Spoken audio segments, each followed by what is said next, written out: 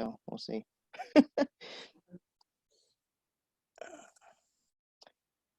Okay, and of course I forgot my notes. Give me 1 second, guys. No worries.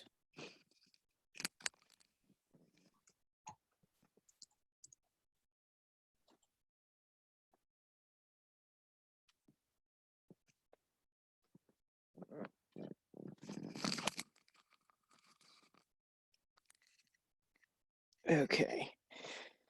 Yeah, I'm sorry.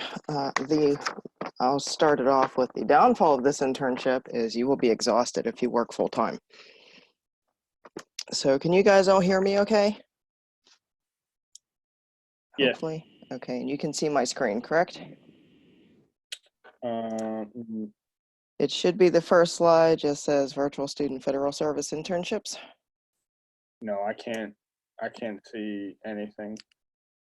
This is starting well. Oh, it would help if I shared.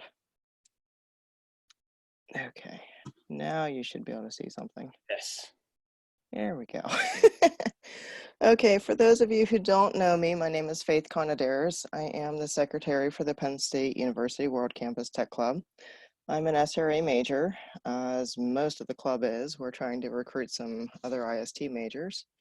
And I am currently a VSFS intern for the Office of the Director of National Intelligence. Sounds really fancy, it really isn't. If you are an IST SRA major, you are required to fulfill an internship, at least one. You have the opportunity to do up to 3 during your career and time at Penn State. This is a really great internship because if you work full-time or you're in school, you have family, you can't physically go to an internship location. This program allows you to work completely remotely. You work from home on your own time. You make your own hours, and it's really good, like I said, for those who have full-time jobs, part-time jobs, in addition to school, families. I myself work full-time in finance, so I really didn't want to have to quit my job to fulfill an internship, and then after the internship's up, possibly not be able to have a job. The VSFS program is open to all U.S. citizen students. That's the only catch pretty much with this internship is you have to be a United States citizen in order to qualify. And you don't have to have any clearances at all. For every single program in the VSFS, there are no clearances required. Some of the programs may have the lowest level clearance, most of them do not, and if that is the case, the internship program will actually get the clearance for you. You don't have to pay for anything or do anything other than possibly submit your social security number and date of birth. While I'm going along, if anybody has questions too that you think of, I mean, I am going to do questions at the end, but feel free to shout them out as well. Okay, so the timeline to apply to this program, the 40 federal departments can actually submit proposals in May, and students have the opportunity to apply anywhere between July 1st to July 31st. In August, you'll have the interviews if there are any. I had an interview with the Department of Defense. It was just a phone interview. Some of them are Skype interviews, some of them are video calls, most of them are just over the phone at your convenience. If you do get accepted, you'll know by Labor Day. You'll just get an email, several emails, one from the VSFS program, and also one from your supervisor of your selected program. The downfall of this is you do have to wait until Labor Day. For us, school's already in session, so you're kind of waiting around. The good thing is you can, if you do get the internship, you can always add the 1 credit internship class after the fact. They will waive the late fees. So you won't be charged a late fee if you get accepted into the program after the semester has started and after the add drop period. So the requirements to apply, like I said before, you do have to be a US citizen. The way you actually do this is you'll build your resume on USA Jobs resume builder site. Even if you upload your own resume onto the site, you don't actually use that. You'll go through their prompts on that view profile section, and you'll fill in all of it's pretty much basic information: your name, your date of birth, your address, your major. You do have to submit a copy of your transcript. It can be official or unofficial. It's a lot easier to just download an unofficial transcript off a Lion Path and just upload it onto the USA Jobs website. And you do have to write a statement of interest. A lot of students usually get caught up on the statement of interest because there's not a lot of information. Nobody knows what to write. Think of it more of like a resume cover letter that you want to, you're pretty much selling yourself, why you want this position, why you think you would be a good fit for it. It's just pretty much your cover letter designed and formatted in the form of a letter to whichever department you're applying to. So like I said, the way to apply, this website is and I'll go to this after the slideshow, is where you're going to go to get started. You'll search for the openings there. You'll go to the see all the projects. You can star your favorites. Now the downfall of this is it only saves those favorites for as long as you're signed in to that website. As soon as you close it out, they're gone. So it's kind of useless to have the favorites unless you plan on leaving it open all the time and not shutting down your computer. And you can select up to 3 different positions. Going back to that statement of interest, the thing that makes it really unique is you can only submit 1 statement of interest. So if you picked 3 different jobs that are very different in each other, your statement of interest has to be unique, that it can be kind of generic to cover all 3 of those positions. It gets a little bit tricky writing in that way, but if you pick 3 jobs that are similar to each other, it does make it a little bit easier. There are so many jobs on the site, and I will show you some of them that are on there. The list goes on. There's a lot to pick from. The other part of this application process is, like I said, you go to the usajobs.gov site. You'll create your profile and use their resume builder, and you'll need to upload your necessary documents, so your statement of interest and your copy of your transcript. Those are really the only things that you need for the application process itself. And as long as you have everything in, it doesn't matter if you apply at the beginning of July or the end of July, as long as your application is in there. They don't do any favoritism or anything based off of when you apply. It's just open to anybody. It is a very competitive program. It is open to all full-time and part-time undergraduate and, I believe, graduate students in the United States. The internship that I'm doing right now, I feel kind of out of place because I'm the only Penn State student there for my particular internship. And I'm sharing this spot with a whole bunch of students from Ivy League colleges. So I've got Harvard and Yale and Princeton and Brown, and then there's me. So it's going well though. So if you go through this whole application process and you're waiting and waiting and waiting, you might get an interview in August. Not every program does interviews. Sometimes they just select you, and you'll just get that email. The internship will run from September through May. It is a 2-semester internship. For Penn State's purposes, you will only get the 1 credit, and it will only be in the fall semester. So for the internship class, there are deliverables that you'll have to do as far as your reflection papers.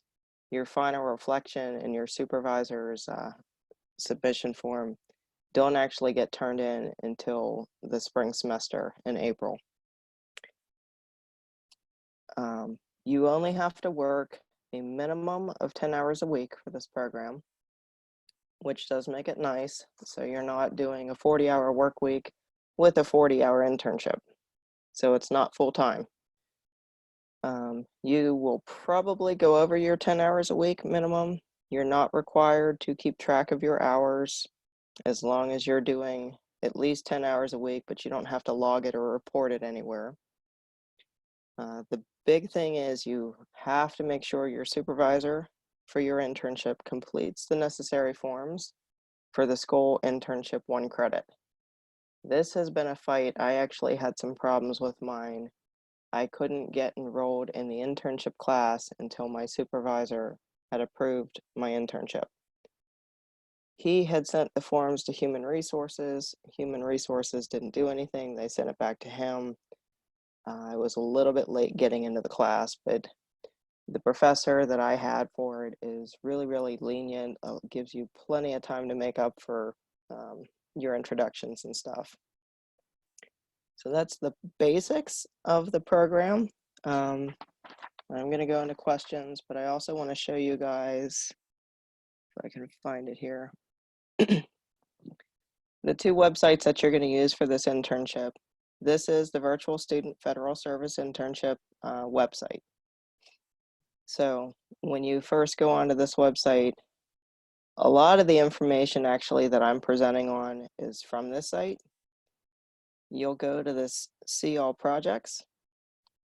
The stuff that's showing now, this is actually the internships that are going on now. These are not the ones that are going to be available. Hey, Faith.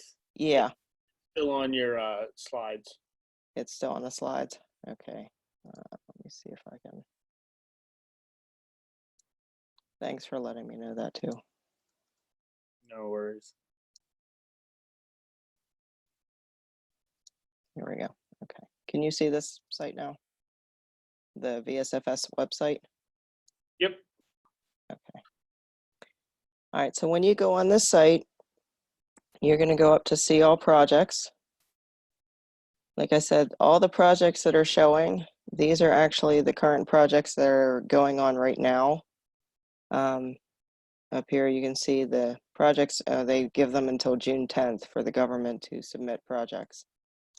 Beginning July 1st is when you can see all of the new projects that'll be coming up for fall, spring 2020, 2021. You can narrow this down by agency, so if there's a particular agency you wanted to work for, the skills actually, you'll see there's a lot of stuff that's actually in like graphic design type stuff. There is some coding for those that are in the IST majors. Most of these do not have a foreign language requirement, and they will say right on there if under the skills and languages, if there's anything that is required.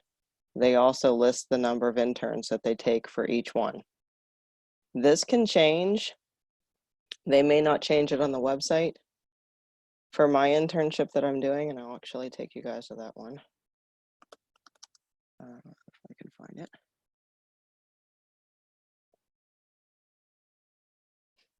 They were only supposed to have 2 interns. They actually took 18. They had an overwhelming number of applicants. They couldn't narrow it down, so they ended up taking 18 students total. 1 student did actually get kicked out of the program for lack of response.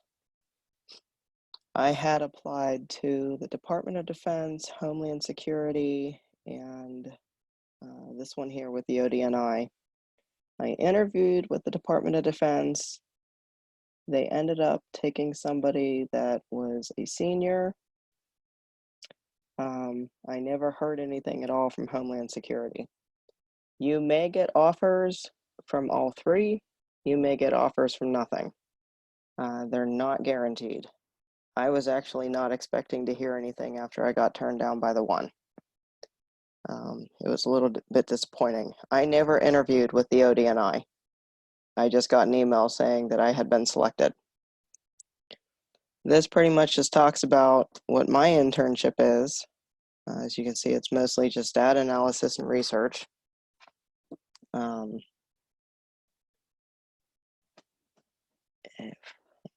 go back.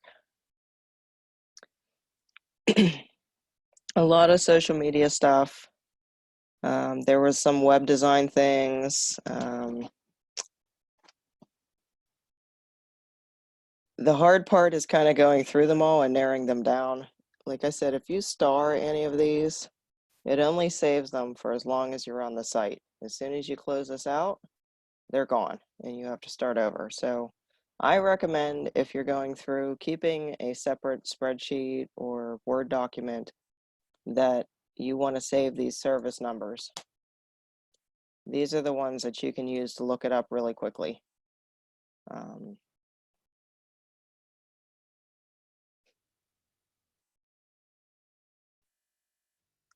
The how to apply on the site will walk you through creating your profile if you don't have one already on the USA Jobs website. You don't have to use your Penn State email. I actually used my personal email. It does not matter which one that you use for that, and you'll just do the build resume. They do have the upload resume, but for the purpose of the internship, they're going to require you to do the build resume. The information that you'll add, if you have anything, is all listed out. So this is all going to be on the USA Jobs website. So when you go to this, you'll just go to create profile. Mine's not going to let me do it because it just automatically tries to log me in. I'll show you guys, once you've had the profile created and you've actually submitted your application materials, when you log into your account, you'll actually see that you applied to the internship. It's not going to say referred right away, it's just going to say applied. If you get rejected, it'll say rejected. For mine, since I did get it, it was referred. Oh, one important thing I forgot to mention, these are all unpaid internships. So if you're looking for an internship that pays money, this is not it.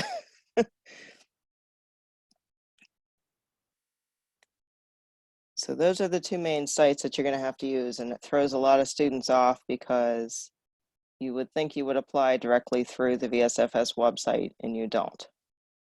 Frequently asked questions section is a really, really good section to go to if you're not sure, and you can just go to the college student. These are all students or questions for the students. A lot of the questions are answered in here,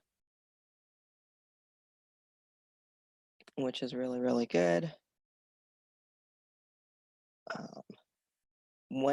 If you do get into the program, depending on the internship, it's all going to vary as far as what you actually do. For my particular internship, I can talk a little bit about it. I do a lot of research on emerging technologies. So the first semester, I was actually researching 5G technology and the security risks that were involved, things that needed to be considered. Everything I use is all academic research. One of the things with the government, apparently, is that they are not allowed to utilize academic research in their own research. I don't quite get it, but so they use students to be able to scan the academic research and write about it and report on it. We were supposed to have a training simulation on just cybersecurity, and unfortunately they were not able to pull that one off. I think it was just a conflict with everybody's schedules, trying to pull everybody's I guess there's 17 of us left. I have actually very little communication with my supervisor other than my emails that I send off my papers.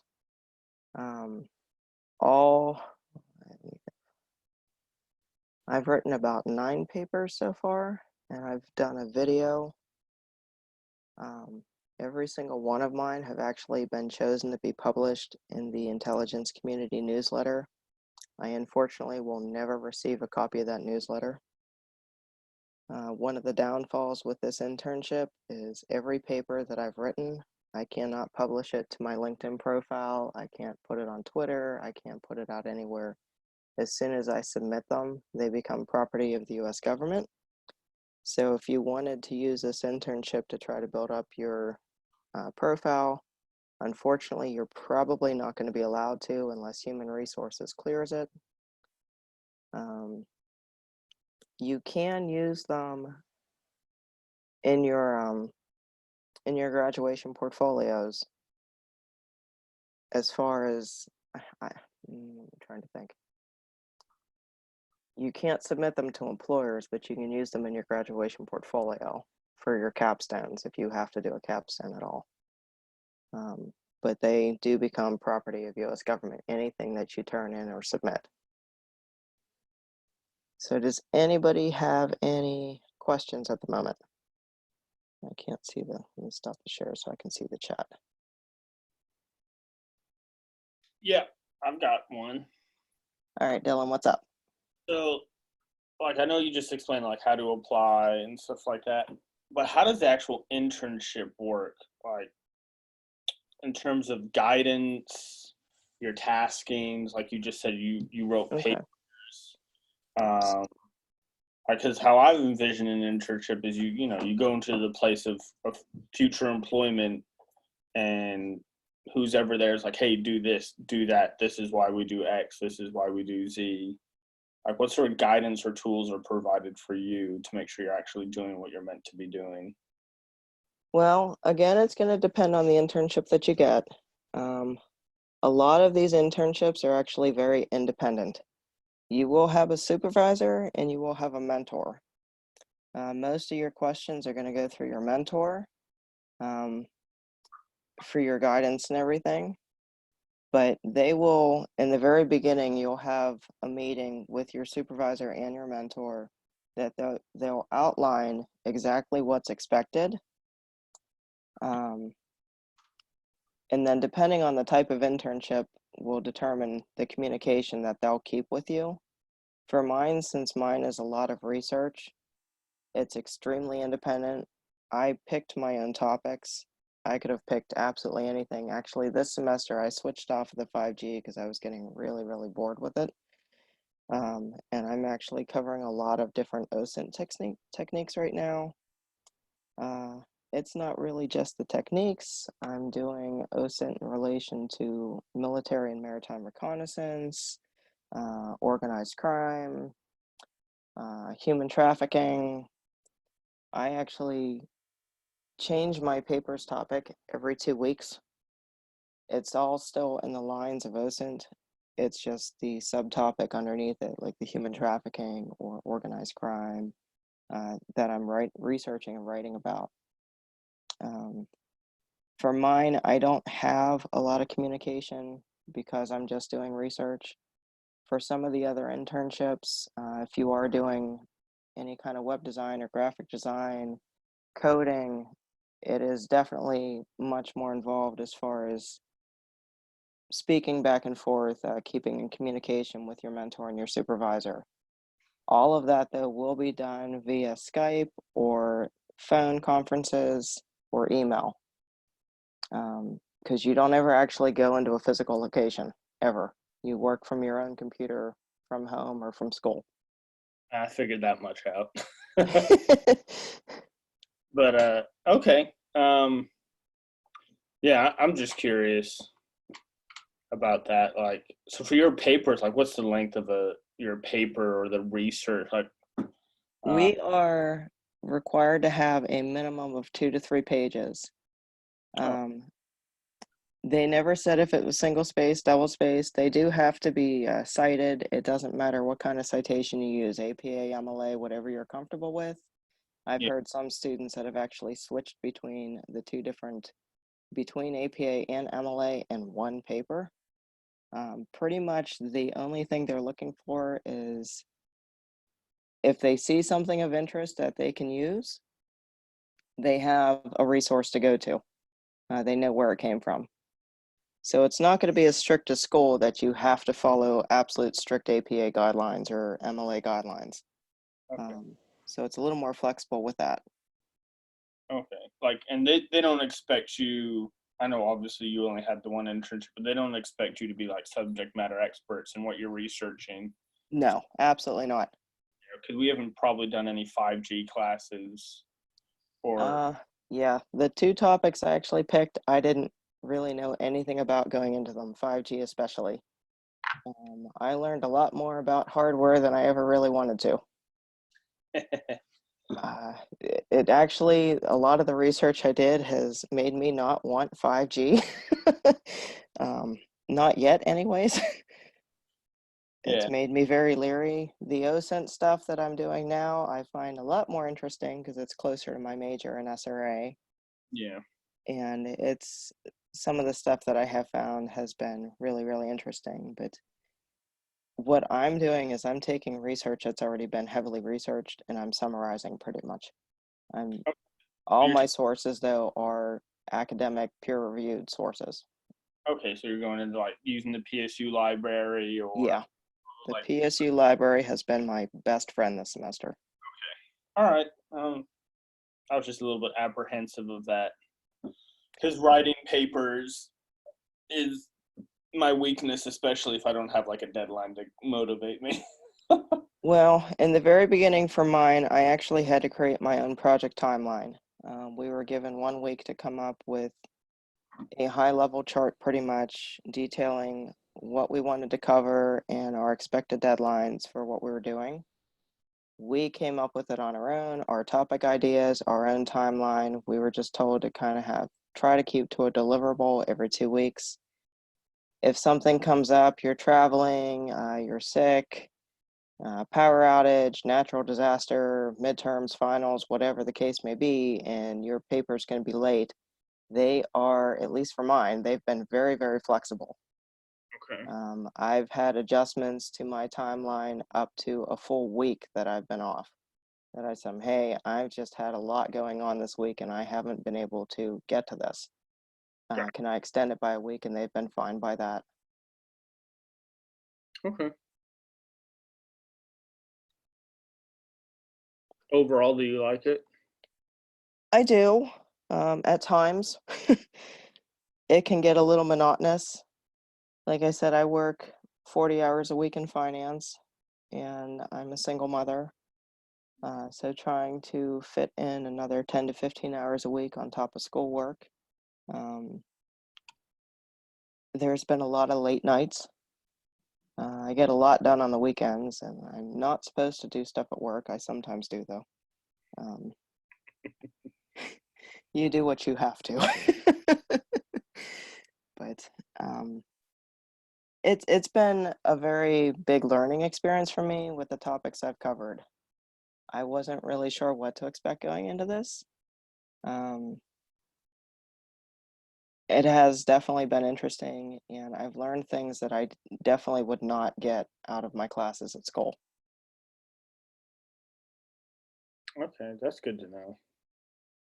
Yeah, it's hard because you think of a traditional internship, you are in a physical location doing hands-on with an employer, with a team or whatever, using their technology and learning right there, where with this, it is so independent. I mean, we had the opportunity to work in groups if we wanted to, but I didn't know anybody else, and I felt really, really out of place and very insecure in the beginning. When I saw the list of emails and I saw everybody using their school emails and they were all from Ivy League schools, and then there was me, it's like one of these things is not like the other. Don't worry, I've got a couple of friends. Um, I guess the soft community has like an Ivy League. Um, I don't know what this proper term is, but kind of like a liaison officer that tries to get prior soft guys into Ivy League schools. Okay. Like 10 buddies in Columbia right now, and they feel out of place, but they just said everyone's very, I don't know how to put it politically, but very unique individuals. So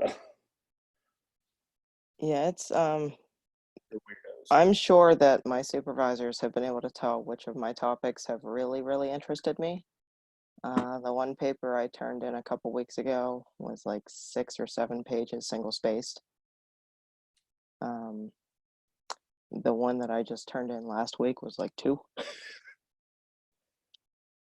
It varies week to week. I don't have to go over that page minimum. I mean, there's no real set requirement. They're not real strict on it. But there are some topics that definitely interest me more, and it reflects in my writing, that's for sure. That makes sense. It's kind of the same thing with school, though. It's like if you're writing a paper for school and it's a topic that you get to pick or something that interests you, you're going to have more to say about it than something you're being forced to do.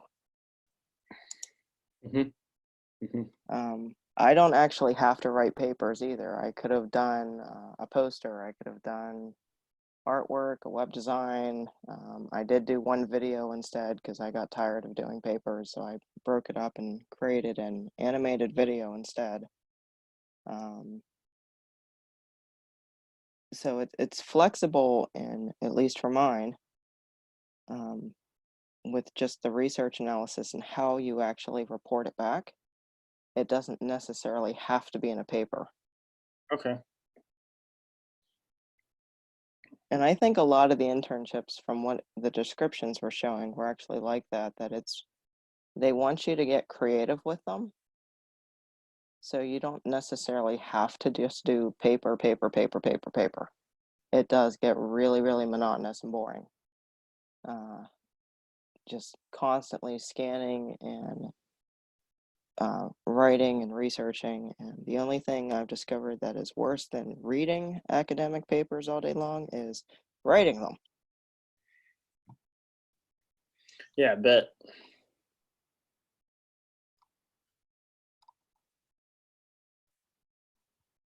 Okay. Anybody else have any other questions? You guys can always send me a message on Teams or an email as well. If you come up with any questions or anything that you think of or you want to ask or you didn't want to ask during the presentation, that's fine. I'll shoot out my email to the tech club as well so you guys have it in case you come up with something. But otherwise, I'm not going to hold you guys if there's nothing else. All right. Well, yeah. Like I probably might end up having to do this instead of a traditional internship. So I'm really glad I got this. I was very, very nervous. I kept thinking I'm going to have to quit my job. And I was going to try to push the internship off until I was closer to graduation. And my advisor kept advising me, actually saying that's not a good move. Because if you don't find something, then you're kind of screwing yourself. And you're possibly going to push off your graduation date. yeah, so this is something. So it seems like the internship people at Penn State, they're not really helpful. Like every internship that I've said, that have been local, like, hey, could you approve this so I could apply? And the guy gets back to me relatively quickly, like, hey, yeah, this is approved for your degree path and everything. But they don't, like, if you apply to something like this, are they going to sign off on it? Like if it's at least somewhat degree related? It has to be somewhat related to your degree. And so, like, it can be very, very far off. But if there's like even the tiniest bit of relation in there to your degree, it'll most likely get approved. When you submit your proposal to the internship to get the acceptance for it, it's going to be more how you word it to Like make them believe that it's related to your degree somehow. from the school? Yeah. Oh, Yeah, because my. you will have to apply to get into the internship class and to get that 1 credit. Oh yeah, like I said, all the ones that I've applied to, I've just sent them to him, and he's like signed off Okay. instantly. I didn't never had to write anything. He was just like, yeah, you're good to go. Take this one. But then I never ended up getting the internship. So Yeah, I couldn't even apply until I had secured the internship. I had written to somebody and they said, don't even send anything until you know for sure you have it. And I was like, okay. All of mine have required either your academic advisor or the people in the internship office to sign your internship application. So like when I applied to the Georgia Bureau of Investigations, they wanted his email and his Yeah, you'll still have to get all of that. For the supervisory review part, they just emailed my supervisor and I had to hound him. I sent him like 3-4 emails until he finally completed the stupid thing and sent it back to the school. But there was a miscommunication because he thought it went to human resources and human resources thought that he was doing it. So it was pushing pretty close to my deadline, but the approvals all did fall into place. And like I said, since this internship doesn't actually start until September, and you're not going to find out until September, the semester's already started. It's not a problem for Penn State's. At least I didn't have any problem. They were very, very good about waiving the late add to get into the internship class. Okay.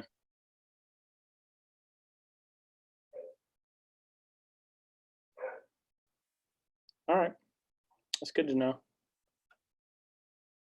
I appreciate it. Well, I'm glad you guys came, and I hope this helped.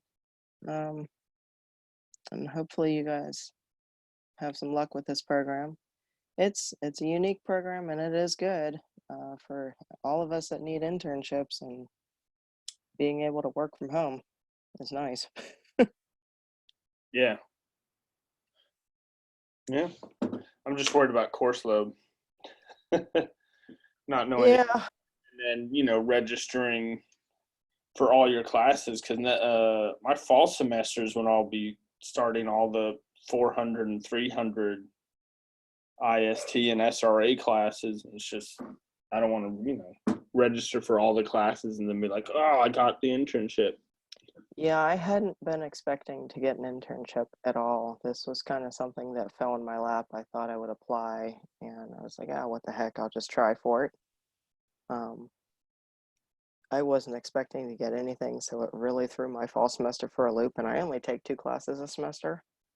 Yeah, but it was like adding in that extra work each week. I cannot wait until May. I am so tired.